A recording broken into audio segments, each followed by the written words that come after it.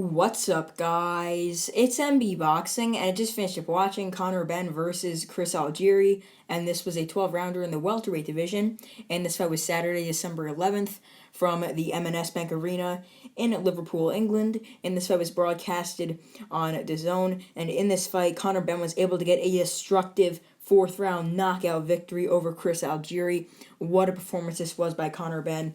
I thought this would go the distance, but I still picked Conor Benn to win this fight pretty handily, but it did not. Conor Benn blasted Chris Algieri out of there with one beautiful right hand.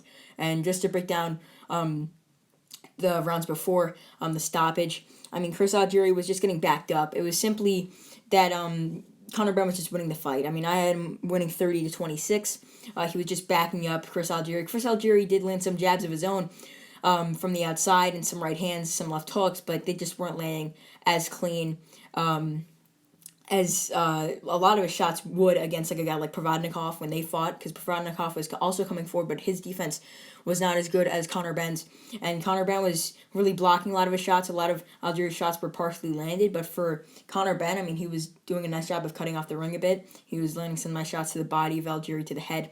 But then in the second round, Chris Algieri did supposedly get knocked down. I don't really think it should have been called a knockdown.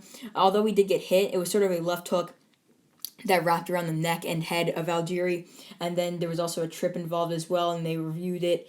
The commentators did, obviously, and they said it should have been a knockdown because there was a punch landed, but it was sort of a wraparound shot, and it was really because he slipped over or got his feet tangled up. So I really think it shouldn't have been a knockdown. But then in round number 3, Algieri more the same, was just on the outside, not doing too much, landing some jabs, but really Conor Benn was the dictator of the pace and the one bringing the fight. But then in the fourth round, after a round which Conor Benn was doing well and very similar to the third round, he lands in the last 30 or 20 seconds, he lands a lightning fast, powerful right hand to the chin of Chris Algieri, sends him out cold on his feet. Then Algieri slumps over, face first, basically on the canvas.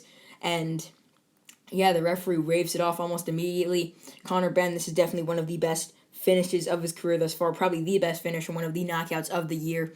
Conor Benn now 20-0, 13 knockouts. Excellent win this was for him. So what is next for Conor Benn?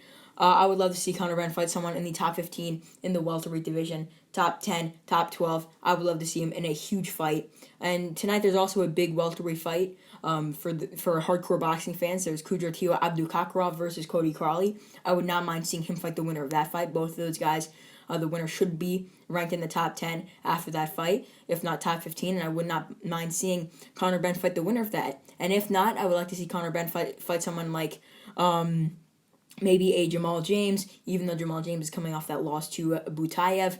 I wouldn't mind seeing Conor Benn fight anyone in the top 15, really, in the welterweight division. Maybe someone just inside or outside the top 10, somewhere around there. He's definitely due for another big fight like this, as he passed this test pretty easily. But for Chris Algieri, I would like to see him retire. This was a brutal finish to his career if he does ultimately retire, but still, he got knocked out here brutally, was losing the fight, and he's 37 years old. Although he looked good against Mikel Lepierre, that's probably the level where he's at now. Probably still top 30, or probably top 30 in the weight class at this point. If he doesn't retire, he'll probably fight a guy at that level, like top 30, top 35, top 25 in the weight class. Not someone who's rising up very young and really, really being hyped up. And Conor Benn, he passed this test 100%, and yeah, it's a great performance. So I think that Chris Algieri might retire, which is probably what's next for him.